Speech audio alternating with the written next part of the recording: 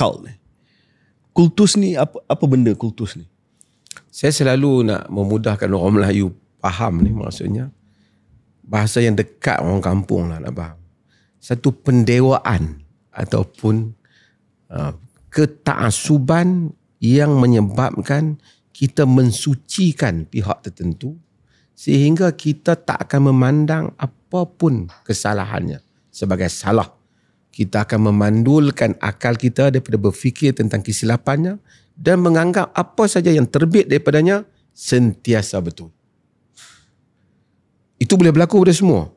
Tapi kalau dikaitkan dengan agama, religious cult akan menyebabkan kita anggap pendirian kita membenarkan dia dan menerima apa saja yang dia buat tanpa mempersalahkan dia itu adalah suruhan agama.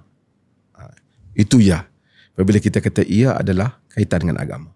Jika tak, kultus berlaku dalam semua hal. Politik pun ada kultus. Politik pun ada kultus.